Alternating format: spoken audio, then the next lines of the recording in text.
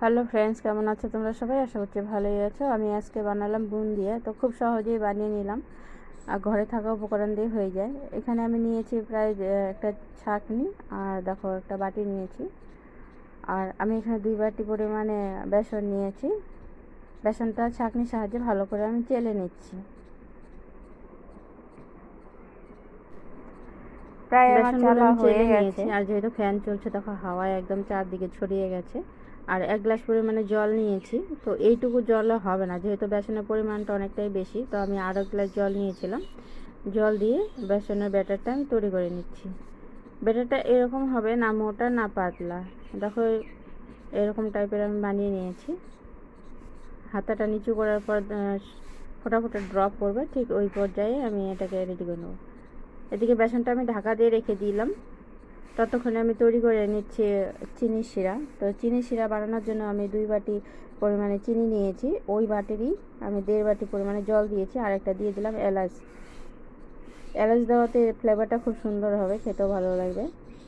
তো চিনি শিরাটা প্রায় আমার চিনি অনেকটা শিরাটা প্রায় রেডি হয়ে গেছে। তো চিনি শিরাটা এরকম হবে, একদম আঠালো করব না, একটু হালকা চিটচিটে ভাব হবে। তো ওই পর্যায়ে আমি চিনি গ্যাসটা অফ করে দিয়ে আমি পাশে ঢাকা দিয়ে রেখে দিয়েছি।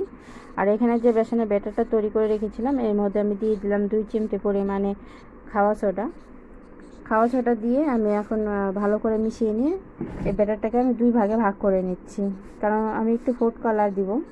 একটাতে ইয়েলো ফুড কালার দিয়ে দিচ্ছি, আর একটাতে দিয়ে দিব আমি রেড ফুড কালার। তো দেখো ইয়েলো ফুড কালারটা মিলিয়ে নিয়েছি, আর এখানে রেড ফুড কালার দিয়ে মিলিয়ে নিচ্ছি। এখন এর মধ্যে কড়াতে আমি তেল গরম করতে বসিয়ে দিয়েছিলাম। তো তেলটা মিডিয়াম হিটে আমি গরম করে নিয়েছি। তো গরম হয়ে গেছে। তো এক ড্রপ ফোঁটা দিয়ে আমি চেক করে দেখেছি ভেসে উঠছে কিনা। এখন আমি এই ঝাঁঝরা নিয়েছি, একটা ঝাঁঝরার সাহায্যে এভাবে অল্প অল্প করে দিয়ে আমি বুন্দিয়াগুলো তৈরি করে নিচ্ছি।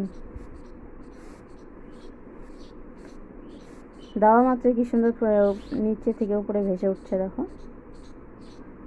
এখন সুন্দর করে আমি ভেজে নিচ্ছি। একদম কড়া ভাজা করব না, কারণ এই বুন্দিয়াটা একটু হালকা কালারে রাখবো। তো একটু হালকা কালার করে ভেজে নিচ্ছি।